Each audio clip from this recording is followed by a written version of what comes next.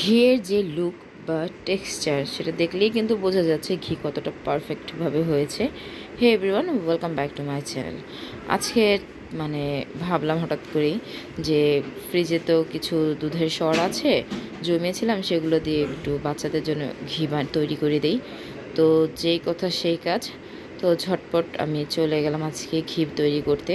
আর ঘিটা দেখেন কতটা পারফেক্ট হয়েছে আর কি পরিমাণ যে অ্যারোমা বের হয়েছে, আসলে এটা যদি বাসায় তৈরি না করেন কখনোই বুঝতে পারবেন না। তো চলুন কিভাবে ঘিটা তৈরি করেছি আজকে দেখে নিই। আমি আমার বাচ্চাদের জন্য যে গরুর দুধটা জাল দিই, তো সেটার উপরে যেই দুধের সরটা পড়ে সেটা আমি অলওয়েজ কালেক্ট করে একটা বক্সে ভরে ফ্রিজে রেখে দিই। তো এখানে প্রায় 1 মাস গরুর দুধ জাল দেওয়ার পরে যে সরগুলো ছিল সেগুলাই তো অনেকখানি আমার কাছে মনে হলো এখানে সর জমে গেছে। সো আজকে একটু বাচ্চাদের জন্য ঘি তৈরি করিনি। তো ফ্রিজ থেকে সরটা নামিয়ে প্রায় 1 ঘন্টা ওয়েট করি একটু নর্মাল হওয়ার জন্য। দেন যখন নর্মাল হয় তখন এই ছানাগুলো আমি হাত দিয়ে ভালো করে একদম মথে নিই। তারপরে তো আমি ভালো করে একদম চেপে চেপে হাতে মেখে নিই। দেন একদম পারফেক্টভাবে আমার কাছে মনে হয় মাখানো হয়ে গেছে। দেন একদম ফ্রিজের ঠান্ডা পানি, একদম বরফ ঠান্ডা পানি যেটাকে বলে, সেটাকে এখন আমি ঢেলে দিচ্ছি। দিয়ে উপরে যে মাখনটা ভেসে উঠেছে এটা আমি এখন একটা অন্য প্লেটে তুলে রাখবো। তো একটা প্লেটে আমি এগুলো তুলে রাখছি। আর এই পর্যায়ে কিন্তু আপনারা বাটার তৈরি করতে পারেন। যদি আপনারা ঘি তৈরি করতে না চান তাহলে এই মাখনগুলো তুলে একটা বক্সে ভরে ফ্রিজে রেখে দেবেন, দেন বাটারটা হয়ে যাবে। আর যদি বাটার তৈরি করতে না চান দেন আপনি এটা দিয়ে ঘি তৈরি করে নিতে পারবেন।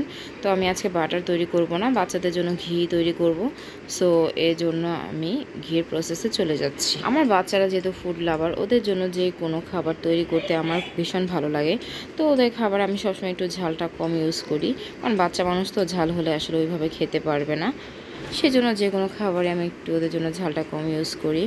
আর ভাবলাম আজকে ওদের জন্য তো প্রায় সময় আমার পোলাও, বিরিয়ানি, রোস্ট এসব তৈরি করা হয় বাসায়। তো ভাবলাম যদি একটু হাতে তৈরি ঘি তৈরি করতে পারি পোলাও, রোস্ট, বিরিয়ানির সাথে, এটা খেতে আরও বেশি মজা লাগবে।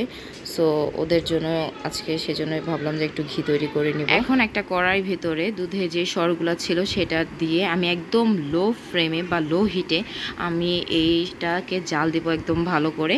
আর বারবার একটু পরপর নাড়াচাড়া দিতে হবে। আর দেখুন ঘিটা কিভাবে কত সুন্দরভাবে উঠে আসছে, আর চারপাশে খুব সুন্দর একটা অ্যারোমাও বের হয়েছিল। আর একটু পর পরে আমি এটাকে নাড়া দিচ্ছিলাম, না হলে কিন্তু একবার পুড়ে যাবে।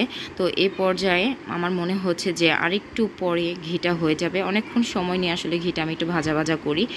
এখন দুধে যে সরটা সেটা পুরোপুরি ভাজা ভাজা হয়ে গিয়েছিল একদম লো ফ্লেমে। প্রায় আমার মনে হচ্ছে যে এটা হয়ে গেছে। এখন ভাজা দুধের সর আর ঘিটা আমি আলাদা করে নিচ্ছি। তো ফার্স্ট পর্যায়ে কিন্তু এখন এই ঘিয়ের যে কালারটা সেটা আসবে না।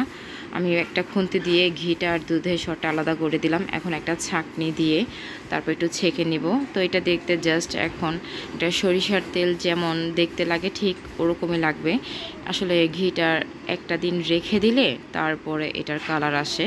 তো আমি একটা ছোট্ট জারের ভেতরে এই ঘিটা রেখে দেব। তো ফার্স্টে একটা কাচের বাটিতে আমি ঘিটা ঠান্ডা হতে দিলাম। দেন এটা ঠান্ডা হয়ে গেলে ছোট্ট একটা কন্টেনারে বা জারে আমি এটা ভরে রাখবো। ভরে একদিন পর্যন্ত রেখে দিলে এভাবে সুন্দর একটা কিন্তু ঘি তৈরি হয়ে যাবে।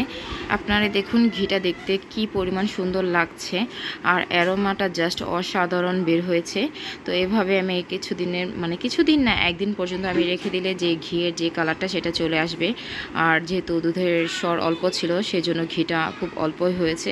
যেহেতু আমার বাচ্চাদের জন্য বানাবো সেজন্য আমি এত পরিমাপ করে বানাইনি। একদিন পর আমি আপনাদের সাথে ঘিয়ের লুকটা শেয়ার করছি। দেখুন কি অসাধারণ হয়েছে ঘিয়ের লুকটা দেখতে, আর গ্রানটাও খুবই সুন্দর। মনে হচ্ছে চারপাশে গ্রানে মোমো করছে। এটা আপনি মনে করেন গরম ভাত, তারপরে বিরিয়ানি, পোলাও, রোস্ট যে কোনো কিছুর উপরে দিলে খাবারটা আরও দ্বিগুণ টেস্টি হয়ে যাবে আমার কাছে।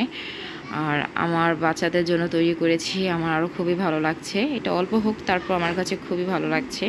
আর এরকম আমার বাচ্চাদের চ্যানেলটা যদি আপনারা সাবস্ক্রাইব করে রাখেন তাহলে অনেক কিছুই দেখতে পারবেন।